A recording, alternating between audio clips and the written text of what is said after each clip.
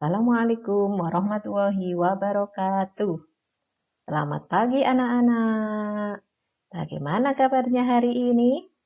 Iya, alhamdulillah kita hari ini bisa belajar bersama dalam keadaan sehat, selamat, dan tentunya penuh semangat. Oh iya anak-anak, pada kesempatan kita kali ini kita akan belajar tentang bagaimana cara kita belajar bertanggung jawab setelah memasuki usia balik. Tujuan pembelajaran kita adalah yang pertama supaya anak-anak bisa mengidentifikasi tanda-tanda di mana memasuki usia balik. Kemudian yang kedua, anak-anak bisa menyimpulkan konsekuensi balik terhadap kewajiban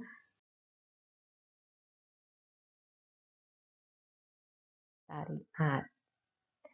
Perhatikan anak-anak gambar yang ada di depan. Kita bisa melihat mulai usia bayi hingga menuju anak-anak, remaja, dan sampai usia dewasa.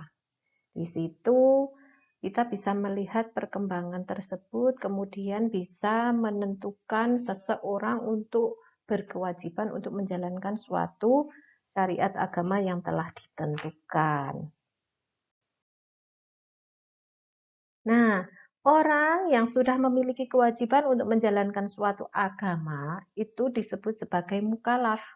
Apa saja syarat-syarat dari mukallaf? Nah, syarat-syarat mukallaf itu yang pertama adalah balik. Yang kedua, berakal sehat. Yang ketiga, telah sampai dakwah Islam padanya. Oleh karena itu, anak kecil dan orang yang gila itu belum memiliki kewajiban untuk menjalankan suatu kewajiban agama. Balik. Balik secara bahasa itu berasal dari kata balagho, artinya adalah sampai.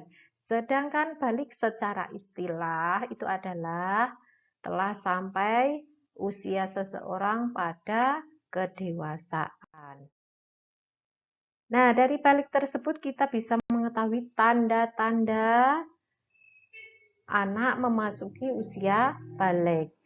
Tanda-tanda anak masuk usia balik antara laki-laki dan perempuan itu berbeda.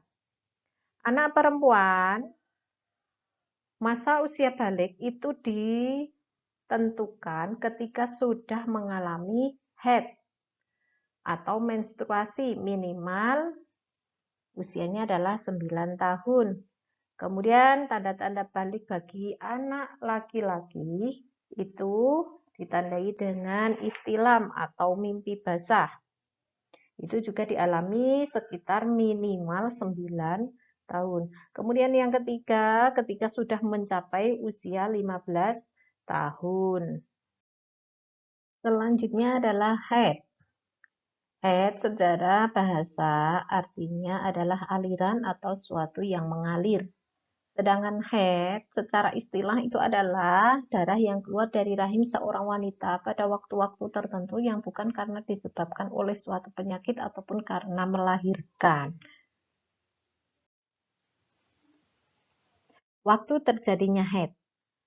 Waktu minimal haid bagi seorang perempuan itu adalah sehari semalam. Tetapi pada umumnya seorang perempuan yang haid itu terjadi selama 6-7 hari. Dan waktu maksimalnya itu adalah 15 hari 15 malam.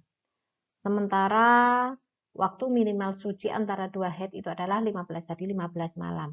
Sehingga kalau ada darah yang keluar kurang dari waktu tersebut atau melebihi waktu tersebut itu bukan darah haid namanya, tetapi disebut dengan darah istihadhah atau darah penyakit. Usia wanita yang haid itu minimal 9 tahun sampai usia menopause atau sekitar 50 tahun. Nah, apa saja yang dilarang bagi seorang perempuan yang sedang haid? Itu yang pertama adalah sholat, baik sholat sunnah maupun sholat fardu. Yang kedua adalah puasa. Puasa itu juga dilarang bagi seorang perempuan yang sedang haid, tapi memiliki kewajiban untuk mengganti. Kemudian yang ketiga adalah tawaf atau mengelilingi Ka'bah. Yang keempat adalah menyentuh dan juga membaca Al-Quran. Yang kelima, iktikaf, berdiam diri di dalam masjid. Itu dikhawatirkan karena nantinya ada darah yang menetes di dalam masjid. Tanda balik bagi anak laki-laki yaitu mimpi basah atau ihtilam. Mimpi basah terjadi ketika seorang laki-laki tidur, kemudian saat bangun itu sudah mengeluarkan cairan yang bernama mani atau sperma.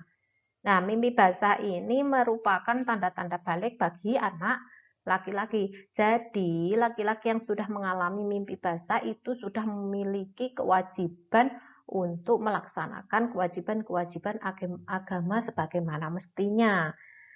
Kemudian, mimpi basah itu termasuk hadas besar. Nah, jadi kalau hadas besar itu nanti cara bersucinya dengan mandi wajib. Nah, orang yang sedang berhadas besar karena disebabkan mimpi basah itu disebut sebagai selanjutnya hal-hal yang dilarang bagi orang yang sedang junub. Yang pertama adalah sholat, yang kedua tawaf atau mengelilingi Ka'bah, yang ketiga menyentuh dan membaca Al-Quran, yang keempat iktikaf berdiam diri di dalam masjid. Seseorang yang sedang dalam kondisi junub itu tetap diperbolehkan untuk melaksanakan ibadah puasa, berbeda dengan haid ya. Jadi apabila ada seseorang yang tidur dalam kondisi junub dan ketika bangun itu setelah subuh, maka puasanya tetap sah meskipun ia belum bersuci. Namun harus segera untuk bersuci dengan mandi wajib. Demikian anak-anak. Semoga pembelajaran ini bermanfaat. Kemudian di pertemuan selanjutnya kita akan membahas tentang tata cara bersuci dari hadas besar. Jangan lupa anak-anak tetap semangat, belajar, berdoa, ngaji, dan sholat. Demikian dari Bu Guru. Assalamualaikum warahmatullahi wabarakatuh.